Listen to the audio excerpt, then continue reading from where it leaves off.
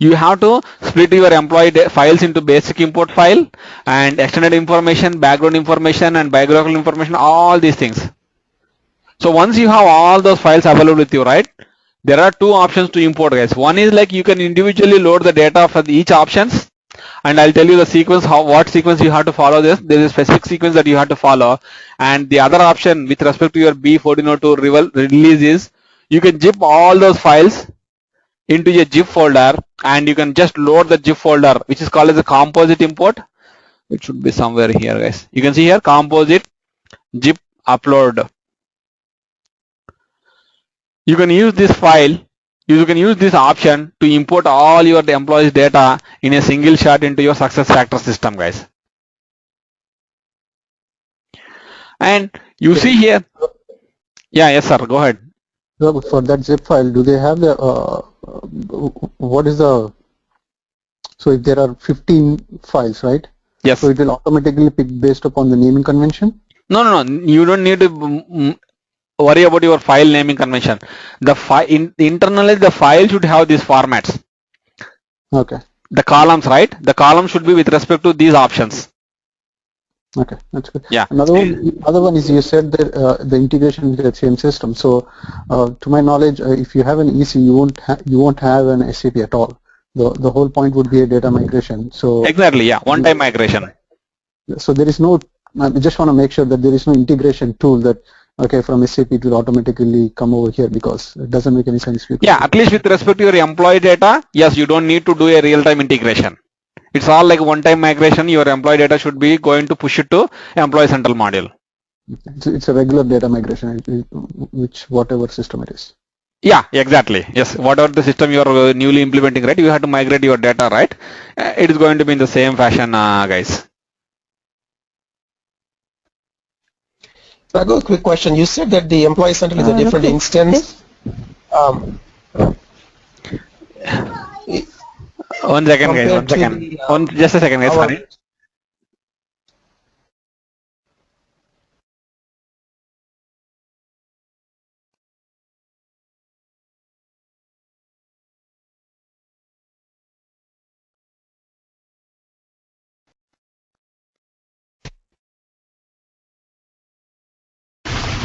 Raghu cannot hear you.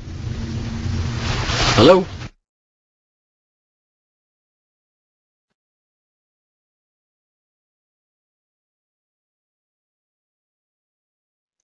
Yeah, sorry guys. Hey, go ahead with your questions, guys. Sorry.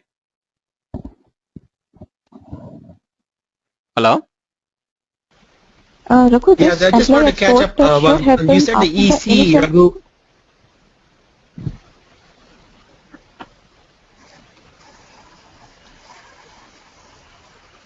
I don't know like who asked this question. Also, I cannot specify your name, guys. Yeah, just synchronize yourself, guys. Just go ahead with one question. Okay, let me ask first. Yeah. What I was asking is that this employee export should happen after the initial configuration is done in terms of corporate data model or succession data model, right? Yes. Okay, so at what stage should we do this? It should be the last stage, or it should be somewhere in between? No, you are going to do it as like a very last step. Like say once you captured all the requirements from the customer and you configure the system and the sign off has been provided, right, with respect to the configuration after the your U8 and all those things, that is when you are going to migrate your employee data into the system. It's almost like the go live date. That is when you towards the go live. Yeah, exactly. Got it. Yeah. Usually you load it like 1 or 2 days before, but that is when you'll say that this is my go live date. Yeah, right. That's just how we do it in SAP. Yeah, exactly. Yeah, got it. Thanks. Okay. Yeah, someone else is asking question about instance, guys. Yeah, the other question was, Raghu, you said the employee central is a different instance compared to the compensation module, other modules. Why would that be? Why can't they all be the same instance? Because they're all sharing the data. No. Just for this, you can see here you have all the modules here also. Let me show you where it is. You have all the modules. You are not going to lose those modules, and you are not working only on employee central module. The only thing is like on that particular system, the people are working with respect to the talent management system, talent management module, and I want to have two flavors of the system. I want to show you the 2 flavors of the system, and that is the reason like we are going to use this instance, guys. say if someone else is going to work on those things, right? The talent management suite, they lose the talent management suite or the way how you used to work on the talent management modules, right? You lose that. Okay, I got it. The only reason is because of the flavor or because of the versioning, not because of any other reason, right? So typically in a given instance, they all come together. Yes, exactly. You can see here all those things. Let me show you. If you, I hope like you attended the introduction to master, right? Let me show you. You don't see any difference at all with respect to the configuration. Everything is going to be in the same fashion, guys. You can see actions for all plans. Now itself, you might have noticed it. The same options, and you can see here all your compensation. Everything is going to be in the same fashion, guys. There is not even a single option difference. Okay, thank you. Yeah. Raghu, I have a question. Yeah, go ahead, Tasneem. Yeah, Raghu, but you see the process of import employee data is pretty much simple in talent management module as compared to there in equipment. Exactly. The reason behind that is like I told you, right? Employee central module is your core HR system, or this is the master data system. Your employee master data is going to sit in this system. But the talent management module is specific to carry out your compensation or goals and performance evaluation of the employees, or his learning or his calibration, whatever it may be. It is not mean to maintain the data. It is mean to carry the things that are specific to that particular module. And that is the reason if you just have the employee details in the talent management module, that is good enough to carry out their compensation or do their performance review or execute their goals, all those things, right? Okay. Yeah. And that is the specific reason, guys. I want to show you the two systems and both the flavors, how they look like, what is the difference between those things, why the difference is being, you are seeing the difference between the employee central system and talent management system. These are the specific reasons or the various reasons why you see the difference. Okay, so Raghu, once we import the employee data in the employee center, so we don't need to import it again in the talent management module. Nope, it's not at all required. You don't see, you see here in this system, you have the talent management modules. At the same time, you have employee central, right? Your employee central is the master system or the master module, which is going to handle all your data, and it is responsible to provide the data or share the data with all these modules, guys. Okay, thank you. Yeah. Okay. Any other questions, guys? Please go ahead, guys. As it is like very initial session, right? One of the first session or second session, I'm giving you enough time to understand these things, guys. Once we start configuring, right, we'll move a little bit fast. Yeah, go ahead, guys. Sorry, Raghu, in a role-based permission, Yeah. the granting of permission is like, can you go on that? Yep, go ahead. I'll go to that. Permission role or permission group? The permission group. Okay.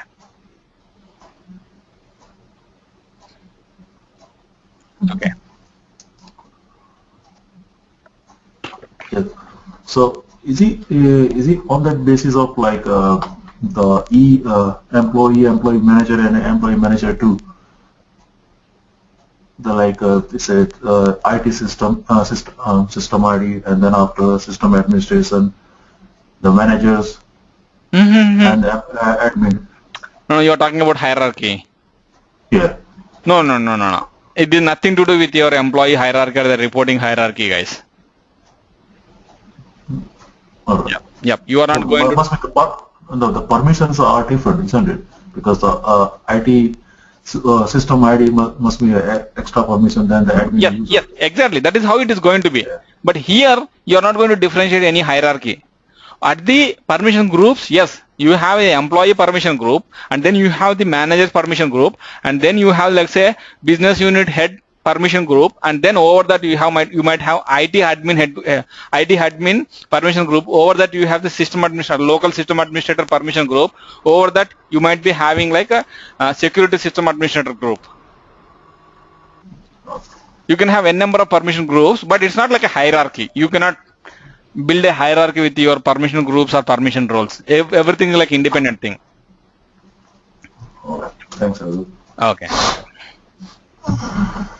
Raghu, one more question. Yeah, go ahead. No worries. Yeah. Yeah, actually, the employee ID, right? That employee ID is generated by system automatically, or you have to provide. Okay. Good question, guys. See, by default, your success factors is not going to generate your employees' IDs, guys.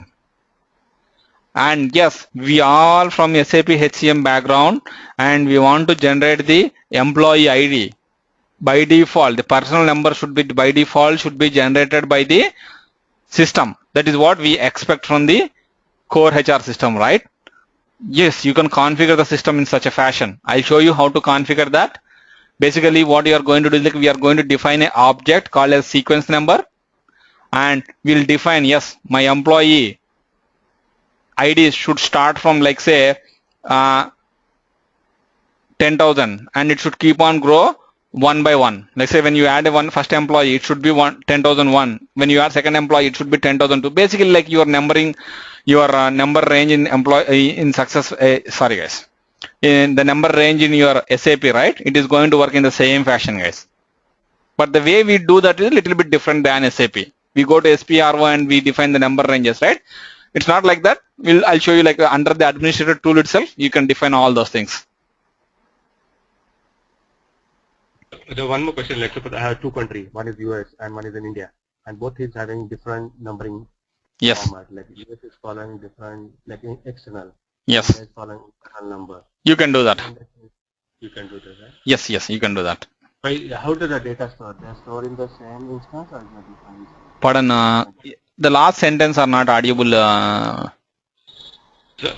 Basically, the two countries are data stored in different instance, or No. It is in the same instance, and the number range you are talking about, right? You want to have two different number ranges for the two different countries. Let's say if you are creating an employee in India, it should follow like let's say it should start with IND001. You can do that. And let's say if you are creating an employee in US, yes, you can start with US 001, 002 like that. You can do that. Okay. Yeah. So, Raghu, does that mean it has the feature SAP, in SAP we have features where we can default for country specific.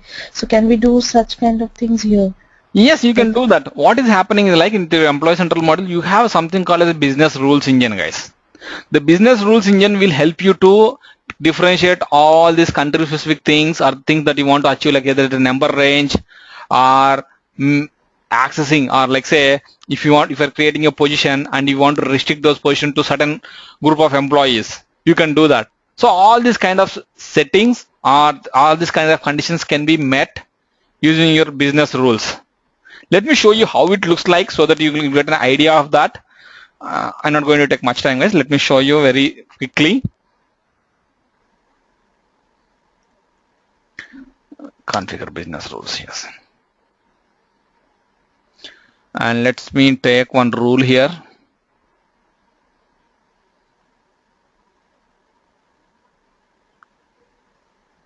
I'm not too sure, guys, what is there inside there, but I just want to show you how it looks like, how you are going to build these rules. And you can see it's pretty simple, guys. And you don't need to learn any coding, guys, or you don't have any coding language in SuccessFactors, as I told you in the first step itself. It's all configuration. You can see here, although your look seems to be like some C++ or Java, it is not, guys. And you can see here, if you read this condition, you are creating a rule, and this rule is going to act on the time account object, and your rule type is compensation eligibility. And here you can see if the variables posting date equal to this parameter, the parameter start date, and you are getting the number of days from the time account type dot first accrual booking offsets, and you are doing something. And how you are going to build that is like, let me make a correction.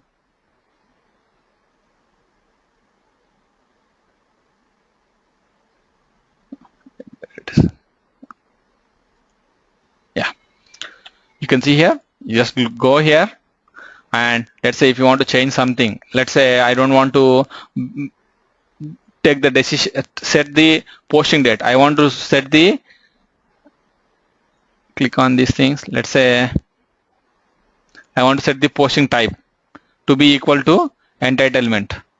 You can do all those things. I'll show you like how to create this rule. It's pretty simple, guys. You don't need to learn anything. and you can write all these rules without knowing any language, guys. This is your configuration, business rules configuration, guys.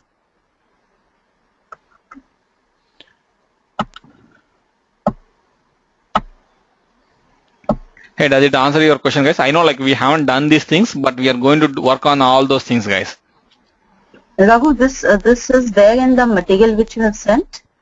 Business configuration rules. It should be there in, I'm not pretty sure under which module it is there, but it is there. Some relevant documentation is there, guys.